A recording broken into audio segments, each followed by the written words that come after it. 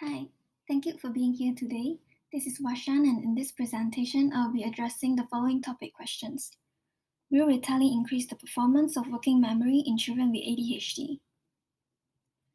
The objectives of this presentation is to refute the statement provided. In other words, it is doubtful that Ritalin actually increases the performance of working memory in children with ADHD. A brief overview of the presentation flow is as shown in slide. We will be looking into summary of the evidences that helps to support the stand that of the 3 chosen peer-reviewed journals. Following on, an overall evaluation will be given, addressing the pros and cons of the evidences, and finally, in conclusion. The first article that we are looking into is Attention Deficit Hyperactivity Disorder, ADHD Stimulant Medications as Cognitive Enhancers. The key sentence that I would like to highlight from this article states that according to numerous prior studies, it was found that stimulants have little or no effect on neuropsychological tests in both ADHD and non-ADHD individuals. And thus, the article seeks to address the contradiction on why is it that drugs that enhance attention does not yield a higher academic achievements in ADHD diagnosed students. The sample population in this study are ADHD and non-ADHD undergraduates, also further segmenting them into on-med and off-med group. The data collection methods employed in this study are through the students' GPA and self-reported study habits. Moving on to the results, it is shown that regular students are still able to keep their performance in terms of GPA despite doing a last-minute study, while ADHD students, as the article mentioned, pay a price if they do so. Moreover, ADHD students who studied well before an exam had higher GPAs than those who didn't. However, it should be taken note that ADHD students were also not failing, even if they did not display a good study habits, with an average GPA above C, which means they were able to progress towards graduation at a normal pace like most of any other students. Looking into the discussion of this study, it is unsure of relationship between the students' preparation and the nature of the assessments, as the study did not differentiate the possible types of exams, such as an MCQ assessment or an essay. Nor did it take into account the level of knowledge that was assessed.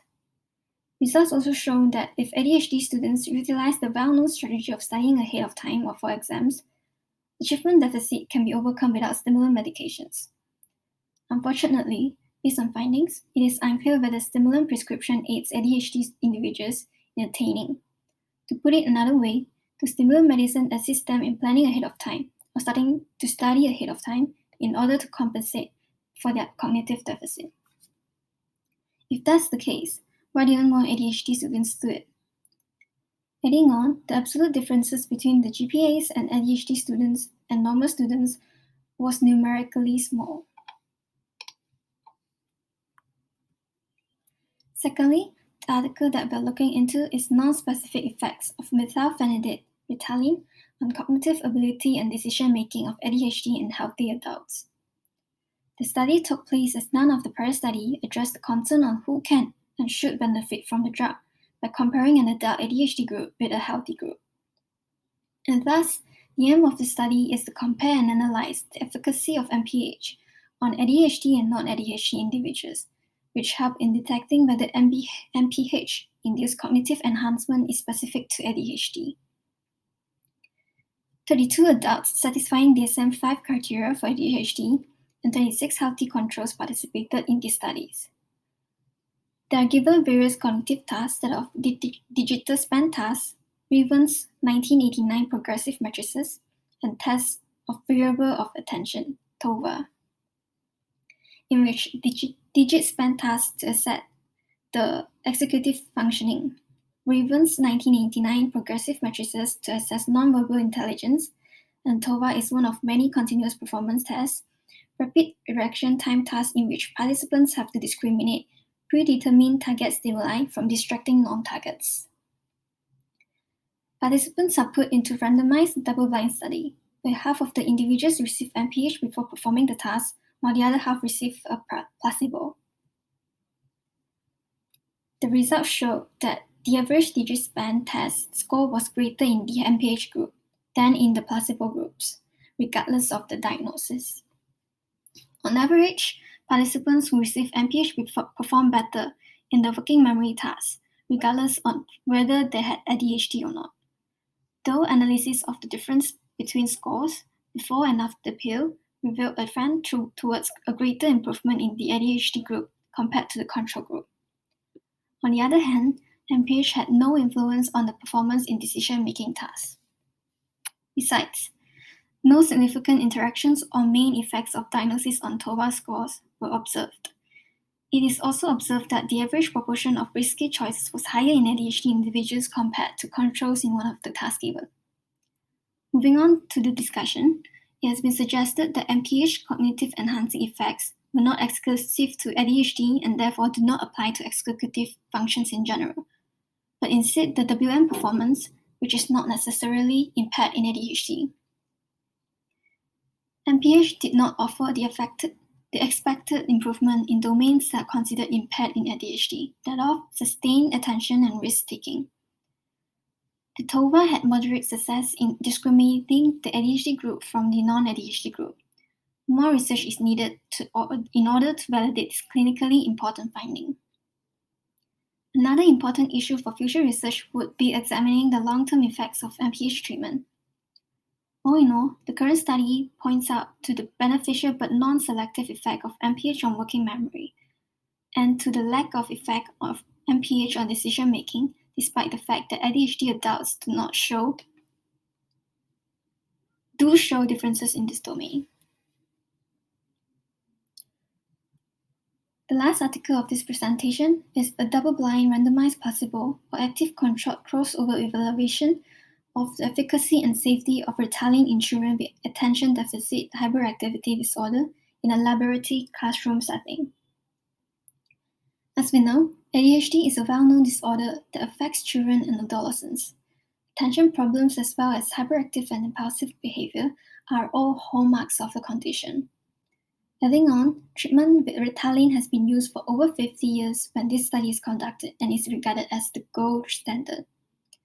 The major goal of this research was to demonstrate Ritalin's efficacy in a laboratory classroom setting by demonstrating superiority over placebo and non-inferiority towards medicinate. Safety or tolerance and further efficacy criteria acted as the secondary objectives. A total of 147 children with ADHD aged 6 to 14 participated in this multi-center, double-blind, randomized, placebo-active controlled 3 periods crossover study. In total, 146 individuals finished all of the treatment periods. The intensity and occurrence of adverse events were similar in both formulations. When compared to placebo, Ritalin was found to be superior. Between the hours 1.5 and 4.5, the difference in SCAM scores between Ritalin and medicinate did not exceed the non-inferiority margin, indicating that the difference is not clinically relevant. The secondary efficacy variables yielded similar results. Next, let us look into the discussion of the study. The SCAM score is widely regarded as the gold standard for evaluating the efficacy of ADHD drugs. The crossover design allows for unbiased and precise treatment effect estimation. However, the presence of a large number of other children, all of whom have ADHD, as well as other experimental factors, may have an impact on the individual child's behavior. It is known that higher doses are not always associated with a better treatment benefit or even a linear clinical dose-response relationship. Individual dose titration, which is a common strategy in everyday practice, was not allowed in this experiment. Therefore, the therapeutic response for all children may not have been ideal. The first 2 evidences have served to pose doubts in the efficacy of Ritalin in improving the performance of working memory in ADHD individuals. As not only did the medication and its effect is not limited to the ADHD diagnosed individuals, studies have also shown that ADHD individuals can still perform the task like normal individuals with the proper strategy. Moreover, it has been suggested that MPH cognitive enhancing effect were not exclusive to ADHD and therefore do not apply to executive function but in general. However, data demonstrate that even after they have received Ritalin, there are no significant improvements in the working performance of the individuals.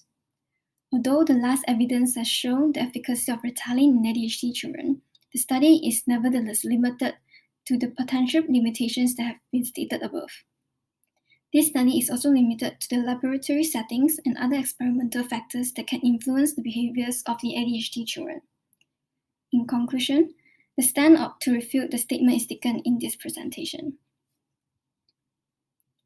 These are my references, and thank you for listening.